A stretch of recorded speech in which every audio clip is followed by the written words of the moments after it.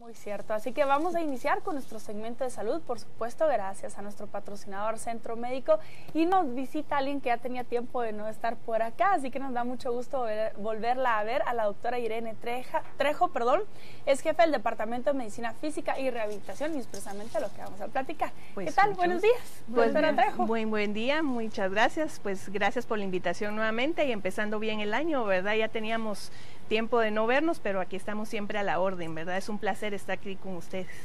Bueno, Gracias, hoy estamos hablando de los primeros auxilios, qué hacer justo al inicio de una emergencia. Luego la víctima es atendida por el equipo especializado, pero muchas personas dicen hasta ahí queda todo y algunas veces no. Y la rehabilitación es tan importante como la atención misma de la emergencia. ¿Por qué, doctor? Pues fíjese que realmente la rehabilitación existe desde los tiempos antiguos, ¿verdad? ¿Ah, sí? Si nosotros nos vamos al tiempo de los romanos y los griegos, ya existían los centros de rehabilitación. Nosotros siempre estamos, como que pensando en el paciente, la crisis, lo agudo, lo que ustedes platicaban, ¿verdad? El momento del accidente. Pero después, ¿qué pasa? Sacamos al paciente y si hay alguna discapacidad, algún problema, entonces ahí empieza la rehabilitación. La rehabilitación realmente inicia desde que el paciente ingresa al hospital, ¿verdad? Nosotros tenemos que estar conscientes de las buenas posturas del paciente cuando está en el intensivo, los cuidados que tiene que tener su piel, las posturas de los miembros inferiores, porque muchas veces son pacientes, hablemos de un paciente que va a pasar 2, 3 semanas en el intensivo, bajo sedación, entubado, con ventilación.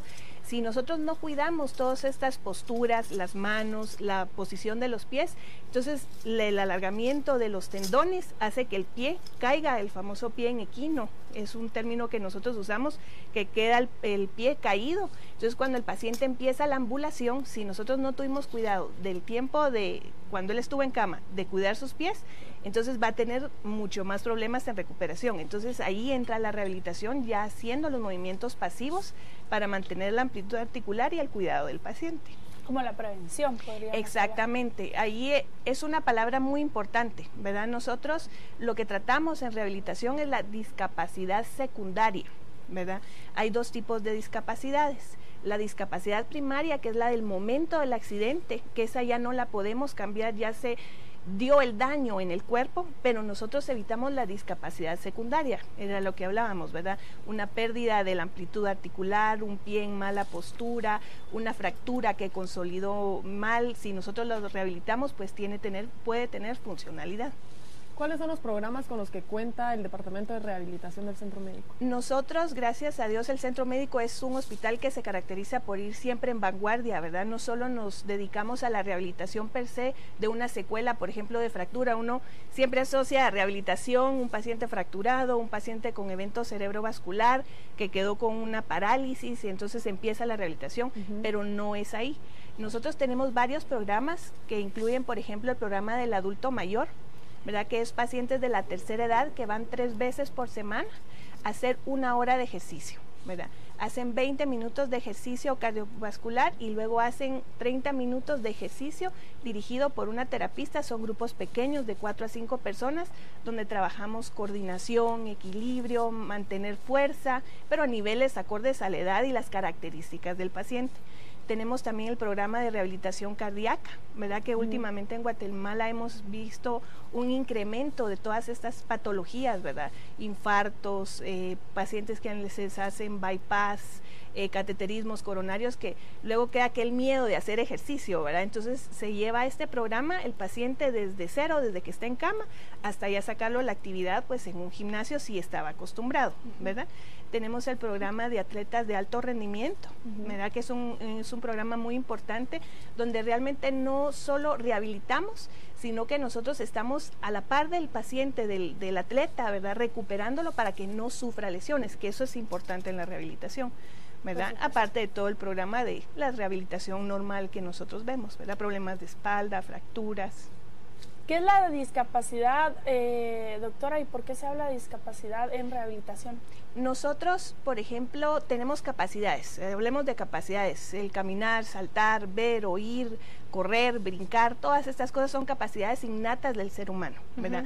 Cuando nosotros perdemos alguna de estas capacidades, entonces ya hablamos de discapacidad, pero realmente discapacidad no quiere decir que usted ya no pueda hacerlo. Por ejemplo, si usted tuvo un accidente cerebrovascular, hubo afección del área del habla, realmente el paciente ya no va a poder tener comunicación, pero sí va a tener una interacción con el otro ser humano, puede ser por gestos, por otro tipo de lenguaje. Entonces ahí es donde nosotros trabajamos con esas capacidades y las discapacidades pues se hacen más pequeñas. Qué amplio es el campo de la rehabilitación. Es muy importante, mire, la rehabilitación es amplísimo, o sea, y como les decía, viene desde los tiempos antiguos, ¿verdad? O sea, rehabilitación no es algo que se encontró ahorita, que yo le podría decir en 1800, en 1500, no. Esto realmente viene desde antes de Cristo, ¿verdad? Los famosos baños terapéuticos de los romanos, de los griegos, ¿verdad?